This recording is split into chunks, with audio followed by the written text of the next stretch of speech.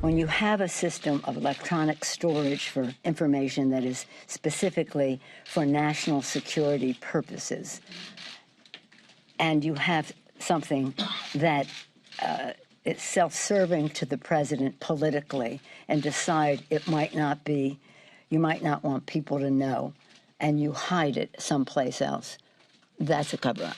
The president has been engaged in a cover-up all along. Oh, really?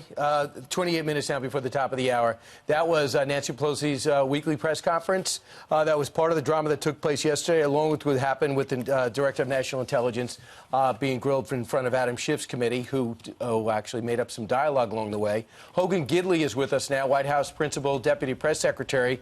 And it's now time for your side of the story, Hogan. I'm sure you watched a lot of what took place yesterday, although it must have been jaw-dropping in many respects. First off, on what Nancy Pelosi just brought up, when you store the transcript of a phone call in such a secure server, it's a cover-up. How often did you secure transcripts of phone calls with world leaders in the past that you know of?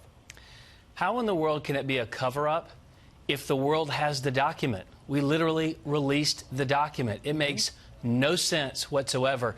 And let's not forget here, Nancy Pelosi went on television saying the president had committed a crime, that she had the evidence before we had actually released the transcript. It is very clear Democrats do not care about the facts. She has absolutely lost control of her caucus. We know the squad runs the show over there, but in this instance, it's even worse. There's an unnamed, unmasked person who wasn't even part of the call, who used news clippings to make the claim that there was a problem, to change Nancy Pelosi's mind in a few hours. That morning, you'll remember, she wasn't for moving toward impeachment. Now she says she is, and that is absolutely disgraceful. The president weighed in on this. Listen to what he said, and we'll get your reaction. That's close to a spy. You know what we used to do in the old days when we were smart, right? The spies and treason, right? We used to handle it a little differently than we do now. Talking about the whistleblower, close to a spy. Right. Your reaction? Well, he was talking about the people who actually gave the information to the whistleblower, and this is not unprecedented. It's sad, but it's true.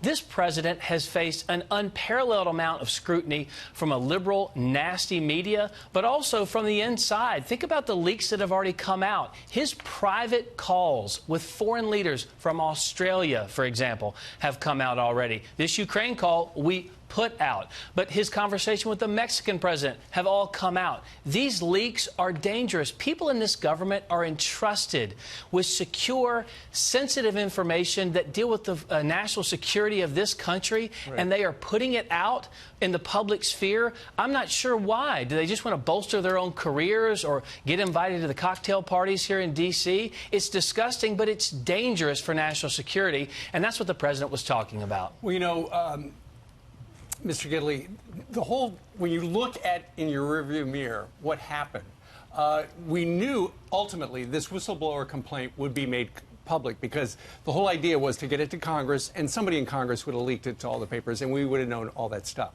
But the political calculation of the Democrats was the president never in a million years would release the transcript of his private conversation with the president of Ukraine.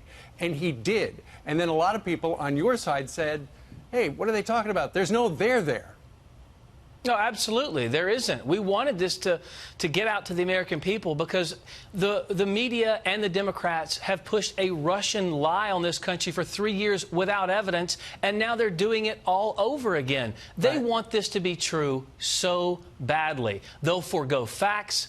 They don't care where they get the information from, whether it's sourced well or not, and they'll put it out into the public sphere simply to attack this president. It's so dangerous to watch how the media have completely disregarded their ethics here. Journalism, its integrity is absolutely gone. It is a thing of the past. It is dead. And this happens time and time again. And this is another example where the media is pushing the cart way before the horse here. Well, I mean, you don't blame anybody for following this story. When someone now, it looks like the whistleblower is from the CIA, goes forward with a formal complaint, which everyone says is extremely well written and well produced in a way in which people wonder about how much help he had. And then that comes forward, it gets stopped, and then it's put forward. It is certainly a news story.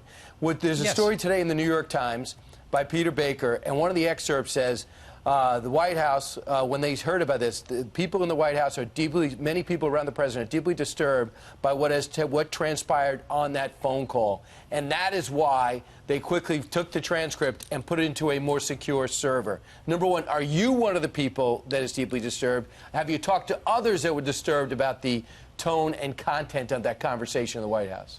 I have no idea where Peter Baker gets his sources. I have no idea where he gets his information because I've not talked to a single person in the White House, and I'm there every day. No one I've talked to is concerned at all about this because there is nothing there. Of course, the president talked about looking into corruption in the 2016 election, and I'm old enough to remember when Democrats used to want to find out what happened in the 2016 election. In fact, they pushed the entire country through a Russian witch hunt hoax for the last 3 years to get to the bottom of it. Yeah. The Democrats didn't like what they heard from the Mueller report. Now they're moving on to Ukraine. No one in the White House is concerned about this because the president has done nothing wrong. So many entities have now ruled that this was just commonplace. This was a conversation between two leaders. And by the way, it was President Zelensky of Ukraine who brought up corruption, who brought up draining the swamp. And what's more swampy than the son of a vice president getting a job for which he has no discernible information or knowledge of how to do, and gets a job for $50,000 a month? And there's no quid pro quo in here. That's what Democrats pushed, and now they're changing and moving the goalposts. It's just ridiculous. Hogan, is there a more comprehensive transcript than the one we saw? Because that one is about 5 pages, and the phone call was 32 minutes. Is there anything out there that's more comprehensive? Not to my knowledge, but listen, the phone call is out there for everyone to see. There was a translator on the call. That obviously takes time, but I have to mention Adam Schiff here. I watched that display yesterday, and it was some type of crazy cosplay convention. He was dressing up like a congressman, reading fantasy. If the call is so incriminating, why doesn't Adam Schiff just read the call? It's not. He has to make it up, and that's where he sits today, and that's why it's so problematic. Democrats are blinded by hatred, as Nancy Pelosi said Republicans were during impeachment in 1998. All right, Hogan Gidley, thanks for being with us. Thanks so much for the time. You're welcome.